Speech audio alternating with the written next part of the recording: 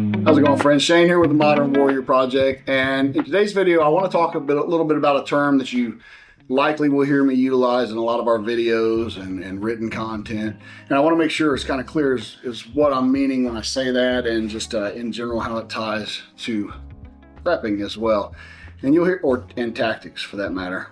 The term is planned advantages. So planned advantages has its roots in our CSC course.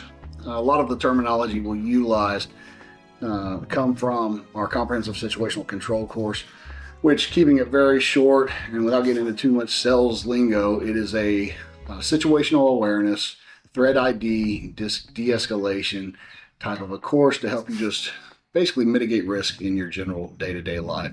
And it applies to everything that you might do outside of that. So planned advantages, what do I mean by that? Planned advantages is something that's been around forever, and it's something that everyone does to some extent in one form or another. They just might not have that term or be using that term for it. If we're going to the beach and as we're walking out, my wife says, "Hey, don't forget, grab that sunscreen." That's a planned advantage, right? We're taking sunscreen to help mitigate potentials of sunburn out at the beach.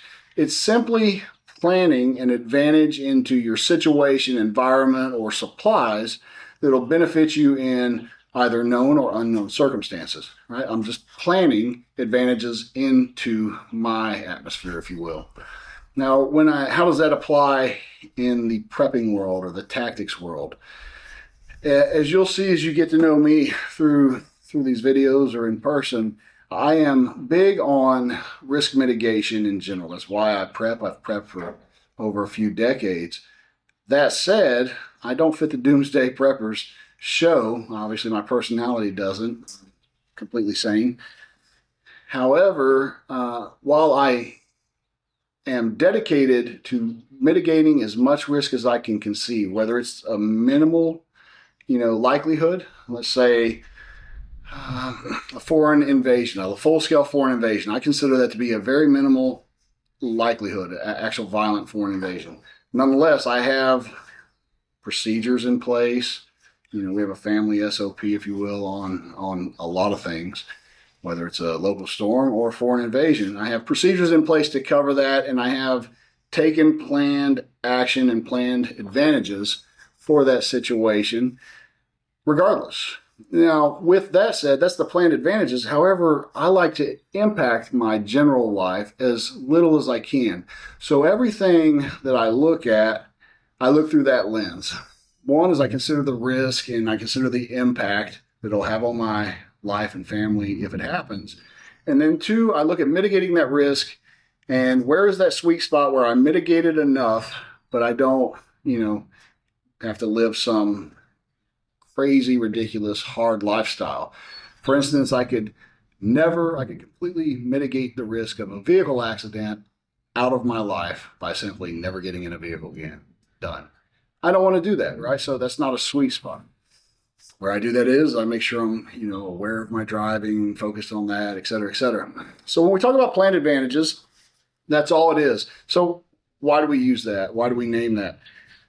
We believe at Modern Warrior Project, oftentimes, even though that's something that we do by happenstance, when we throw a term on it, when we put a label on it, then it now becomes a little more deliberate in our planning process. And to even further take that the next step, when we don't just have a name for it now, we're incorporating it into our standard operating procedures of how we deal with things. Now I am deliberately running down a list of planned advantages. So while a lot of times running out to the car and the wife yells, "Get the sunscreen," that might come through. If it's part of my procedure to ensure we have a checklist for everything we need at the beach, if you will, then it's a lot less likely to fall through the cracks. Those planned advantages is what I'm always looking for, whether I'm out on town. And this doesn't just apply to tactics, world survival, and preparation. It applies in general when you adopt this kind of a mindset to your everyday life. Finances, mortgage, everything, you can exercise this principle. So, a little bit long-winded on a very simple subject, but I wanted to kind of express it and explain it because it's a term that I'll use a lot, and I want to make sure that there's no ambiguity on what I mean when I'm saying planned advantages. Bottom line, when I say planned advantage, it is something I've deliberately considered as much as I can, and I've positioned myself, equipment, or environment to help take advantage and benefit me during that scenario or situation. That's it for this video.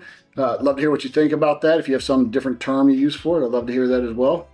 And if there's anything in particular you would like to see in the way at World of Videos, please let us know. We're very responsive to our subscribers, viewers, and want to put out content that you find useful. Otherwise, I'm just making videos to make videos, and that's no fun. Thank you, and until next time.